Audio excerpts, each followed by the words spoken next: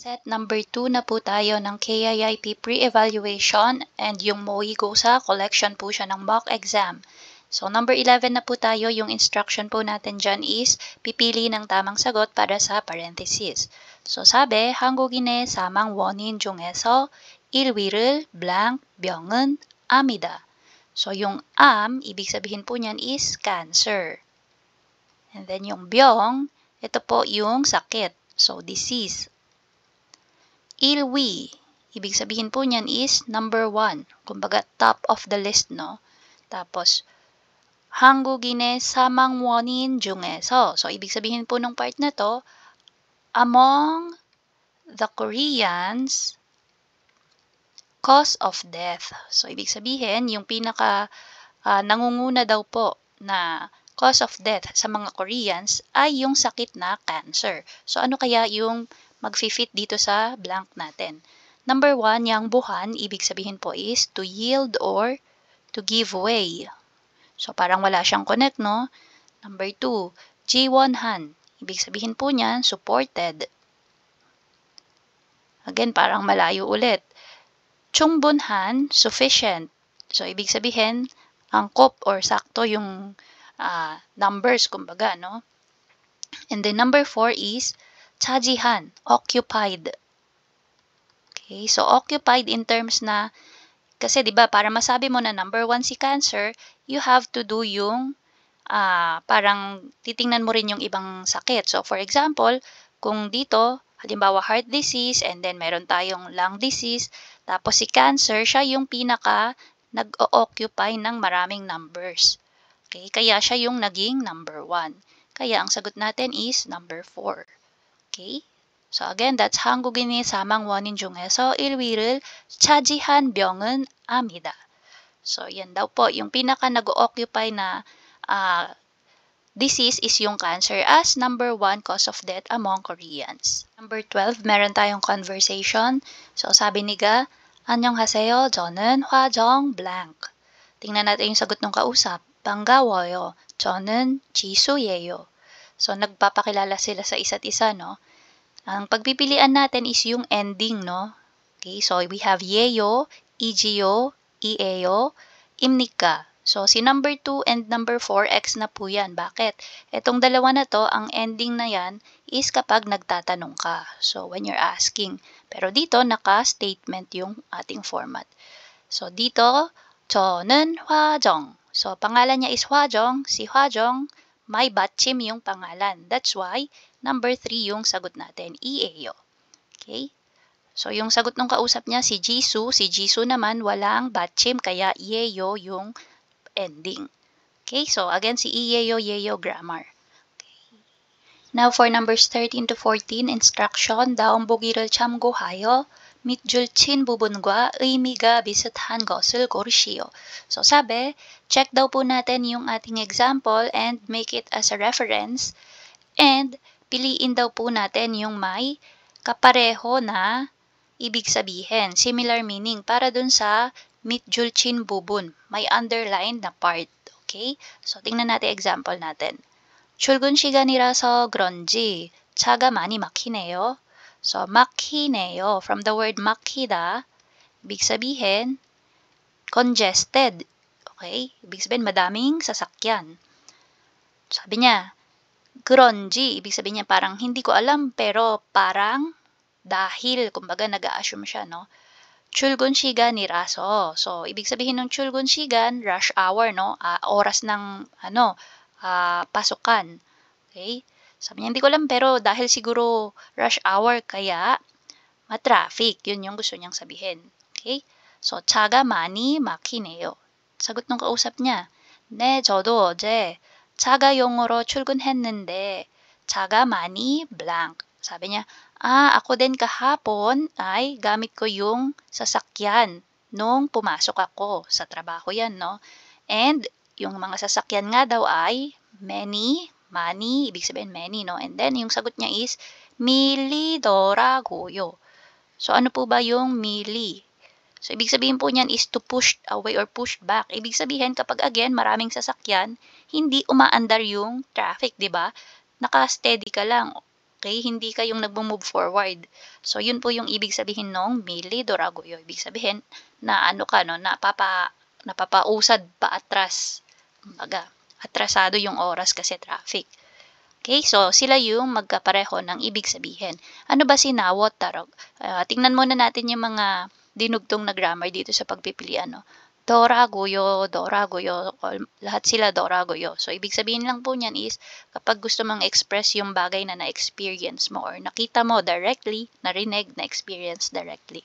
So, dito, nawat. So, from the word nawasoyo, came out. Okay, so hindi sila pareho kasi ibig sabihin nito traffic. Then, sengi doragoyo, parang nangyari, may nangyari, happened. So, again, hindi sila same. Milli, so pushed away or pushed back. So, ibig sabihin kapag maraming sasakyan, hindi ka nga nakaka-move forward. So, it means mata-traffic ulit. Okay? So, bui doragoyo, seen. So, hindi nakikita. So, buida. Okay, nakikita mo. So, yung pinaka-perfect na sagot nga is number 3. Number 13. Again, instruction, no? Kung ano yung may underline, yun yung pipiliin natin ang kapareho ng ibig sabihin. So, yung may underline natin is juro. Ano po ba ibig sabihin ng juro? Usually. Ayan. Okay, so sabi ni Ga, 주말에 주로 무엇을 하며 시간을 보내나요? So, ano lang ibig sabihin yan? Sabi niya, what do you usually do on weekends? Ano yung madalas na ginagawa mo kapag weekends? Sagot nung kausap niya, 주말에는 blank 집에서 시간을 보내요. Sabi niya, kapag weekend, blank, sa bahay lang ako. Ibig sabihin nun, no? Doon lang ako nag-spend ng oras sa bahay. So, hanapin yung kapareho ng juro, which is usually. Tingnan natin yung pagpipilian. Uson. Ibig sabihin po niyan is first or first of all. Yan. Ang una muna, yun yung ibig sabihin. Then, 편히, comfortably. Okay? And then, we have 무조건. So, 무조건, ibig sabihin unconditionally or sometimes it can also mean must. Depende po sa pagkakagamit. So, dito naman tayo sa number 4, 대부분. This one is most of the time. Okay, so ano po yung pinakamalapit ang meaning or kapareho nung usually, di ba? Number 4, usually, yan, most of the time. Okay, so, most of the time, nag-spend lang ako ng oras sa bahay kapag weekend. So, yun po yung sagot. Now, for number 14, same instruction, no? Piliin natin yung similar meaning ng may underlined words. So, dito, 열렸어요, ibig sabihin po niyan is open. So, dahil past tense na siya, opened, or pwede ding hold. So, bakit nilagay ko yung hold dyan? Kasi po, yung 전시회, ibig sabihin po niyan is exhibit or exhibition or pwede ding event. Okay? So, pero mas fit yung exhibit dito sa sentence na to. Sabi kasi, Seoul, so sa Seoul daw, ano ba yung meron? May nag-open or they hold a large-scale exhibit. Okay, so large scale. Yan. Tapos, anong sagot ng kausap niya? 네, 처음 blank, 전통 음식 전시회래요. So, sabi niya, no, 전통 음식. Ibig sabihin po niyan, traditional food. And then, again, yung 전시회, exhibit. And then, dinugtungan siya ng reyo na grammar. So, ginagamit mo si reyo na grammar kapag gusto mong ikwento yung iyong alam sa ibang tao. Okay? So, dito sabi niya, ay, yes, sabi niya. Oo nga. Sabi, first, traditional food exhibit daw yan. So, yun yung gamit ni reyo, no? Kumbaga, daw or raw. Okay? So, tingnan natin yung pagpipilian. Number 1, 치르는. Ibig sabihin po niyan, to take. 연장하는, to extend. 변경하는, to change. 개최하는, to hold. Ayan. So, based po sa ating instruction, yung similar meaning ng 열렸어요 ay si number 4. 개최하는. So, again, yung sagot nina, 네, 처음 개최하는 전통 음식 전시회래요. Okay? So, number 14, ang sagot is number 4. 15 to 22 instruction, 다음 대화의 괄호에 들어갈 가장 알맞은 것을 고르시오. So, pipili lang po tayo ng pinaka-tamang sagot para sa ating parenthesis. So, number 15, 지난 주말에 무엇을 했어요? Last week, what did you do? Anong ginawa mo nung nakaraang linggo? Sagot nung kausap niya, 딸이 책을 좋아해서 책을 blank. Sabi niya, gusto kasi ng aking daughter yung mga libro. Kaya naman, so anong ginawa niya sa books? Number 1, 읽지 마세요. Before that, check muna natin yung root word. Ano ba yung root word natin? Ilk. So, from the word ilkta, which means to read. Okay? Read. Tapos, dinugtungan siya ng iba't ibang klaseng grammar. G 마세요, ibig sabihin do not. So, ibig sabihin, do not read or don't read. 읽을 거예요. So, future tense po yan. So, will read. 읽고 싶어요. Want to. So, magiging want to read. And then, 읽어줬어요. So, this one, to. So, to lang po yan. To, ibig sabihin, to read and then to other person. For other person pala. Or others. Ibig sabihin, gagawin mo yung action ng pagbasa, hindi para sa'yo, para sa ibang tao. Okay? Yan. So, magiging sagot natin is number 4. Okay? Kasi binasa niya para dun sa kanyang daughter na gusto nga yung mga libro. Okay? And take note nun, naka-past tense. So, yung question natin is naka-past tense na din. Ginawa mo last weekend. So, yung iba is hindi naman siya naka-past tense. So, pinaka-fit talaga is number 4. 읽어줬어요. 16, sabi ni Ga, 요즘 계란이 너무 비싼 것 같아요. I think nowadays the eggs are too expensive. Sa tingin ko, sa panahon ngayon, yung mga itlog ay sobrang mahal na. Yan yung sabi ni Ga. And then, sagot si na, 시장에 가면 조금 blank 살 수 있어요. Sabi niya, if you go to the market, a bit, so yung jogum a bit or a little, no? And then 살 수 있어요, can buy. Okay, so pag pumunta ka sa palengke, makakabili ka ng mas or medyo, yung jogum dyan medyo. So ano po kaya yung sa blank natin? Malamang mura, no? Cheap. So hanapin natin yon. Bago natin sagutin, tingnan muna natin yung format ng mga pagpipilian. 싸게, 크게, 예쁘게, 아름답게.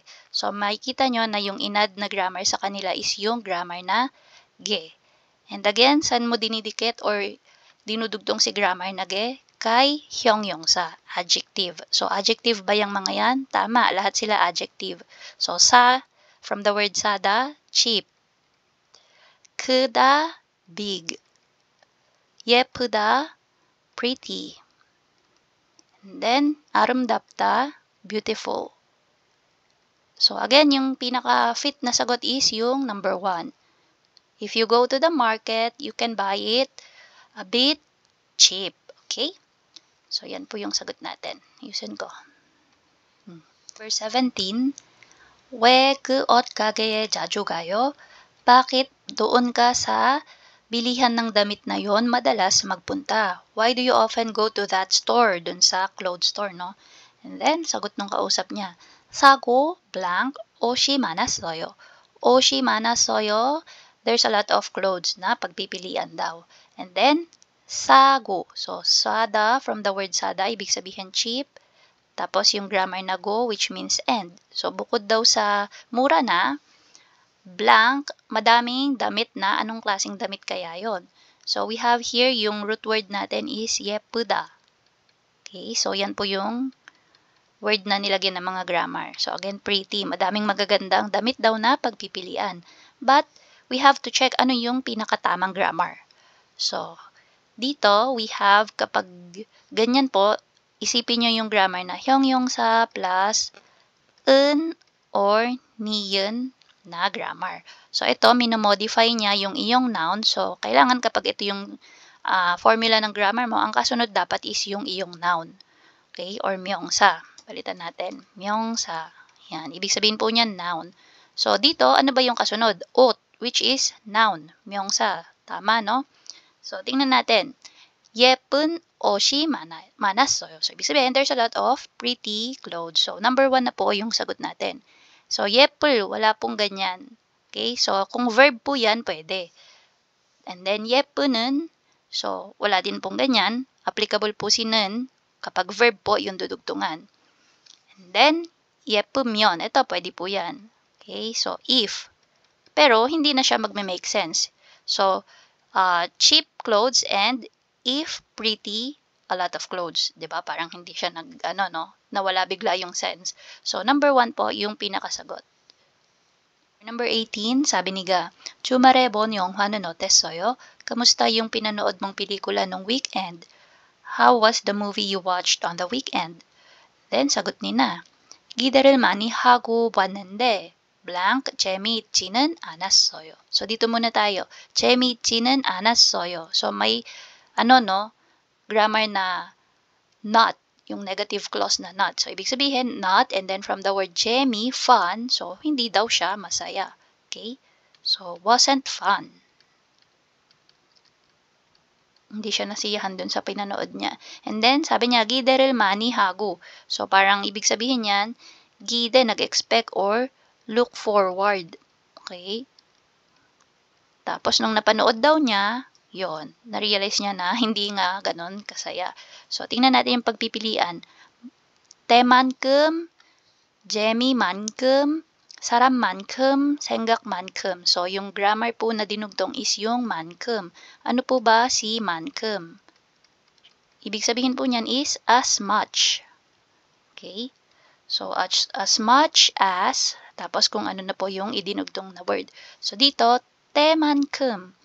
So, ibig sabihin niyan is te. Ibig sabihin, oras po yan talking about time. So, parang as much as one can, so kung ano man yung kaya niyang gawin that time, or as much as when, pwede din po yon. So, parang it will not make sense if yan yung isasagot natin. Number 2, 재미만큼. So, 재미, fun. As much as it's fun, wasn't fun. So, pag yun yung sinagot natin, as much as it is fun, wasn't fun. So, again, parang magulo yung sinabi pag yan yung sagot sa number 2. And then, number 3 naman, 사람만큼. So, ito po ay mga tao, As much as a person, it wasn't fun. So, parang, diba? Magulo ulit. Number 4, 생각만큼. So, yung 생각 is yung iyong thought. Okay? Yung iyong naiisip. Okay? So, thought kasi napanood niya na. Kaya nilagay ko yung thought. Sabi niya, as much as I thought, it wasn't fun. Kasi nag-expect siya looking forward. So, pinakasagot natin is number 4. 생각만큼 재미있지는 않았어요. So, I look forward to it, but when I watch it, as much as I thought, it wasn't fun. Now, for number 19, 불꽃 축제는 언제 하나요? So, 불꽃 축제. Ibig sabihin po ng 불꽃 is fireworks. Yan. So, fireworks festival. Or fireworks display. Pwede din po yun. 언제 하나요? So, when? Kailan daw gaganapin yung fireworks display? So, sagot ng kausap niya, 내일 저녁에 blank. So, sabi niya, bukas ng gabi. So, tingnan natin yung pagpipilian. 했어요, 할 거예요, 하고 있어요, 한 적 있어요. So, from the word 하다, to do. Okay? So, 했어요, past tense na po yan. So, ibig sabihin, did.